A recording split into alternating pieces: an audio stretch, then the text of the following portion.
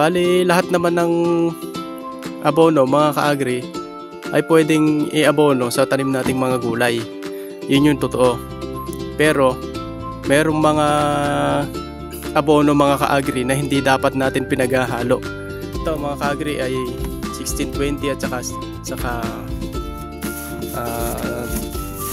tawag dito yung triple 14. Bali, tagkakalahating lata siya mga ka-agri.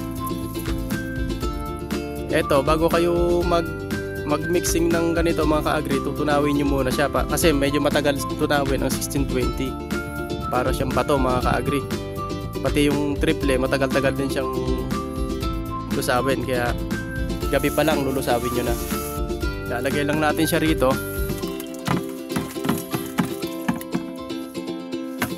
Bali, ayusin natin mga ka-agri.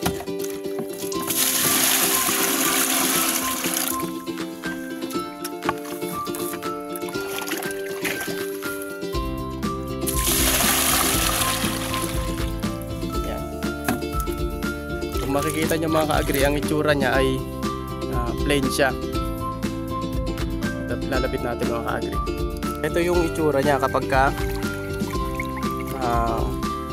purong kwan lang siya, 1620 saka triple.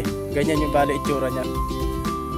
Pwede nating haluan ito mga ka-agri. Ang ihalo ng na-advise ko rito ay sulfate, kung hindi mga ka-agri ay urea. Ito naman mga ka-agri yung 1620. Ito yung calcium. Bali ang pangalan nito ay Yara Liba Trophy Coat mga ka-agri. Bali calcium base siya. Ito hindi natin dapat tinahalo sa ganito. Bali pero ihalo natin mga ka-agri at papakita ko sa inyo kung bakit hindi dapat siya hinahalo dito sa triple 14 at 1620. At hindi rin siya dapat tinahalo sa urea mga ka-agri. Urea, sulfate, hindi siya pwedeng ihalo.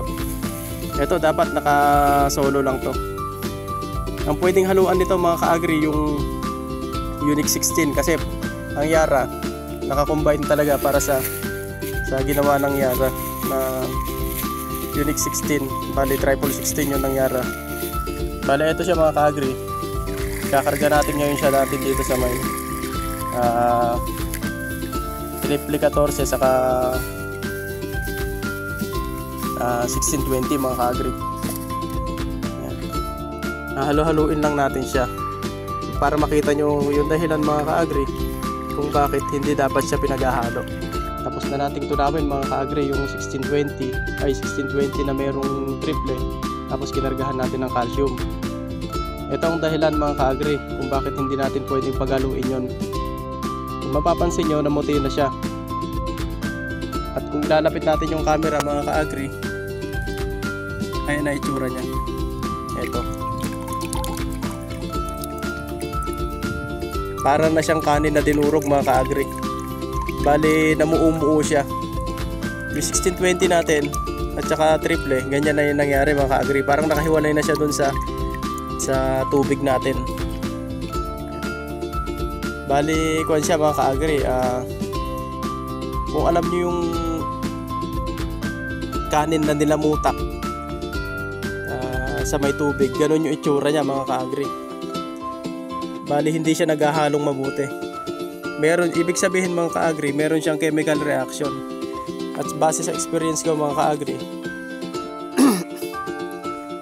ito ang dahilan kung bakit namamatay minsan yung mga tanim natin, kasi meron siyang chemical reaction mga ka-agri.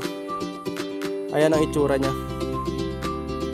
Para siyang kanin na tumining na mga ka-agri. Hindi siya po pwedeng i-dilig ng mga ka-agri kasi ito yung nagiging dahilan kung bakit ang tanim nating gulay mga ka-agri ay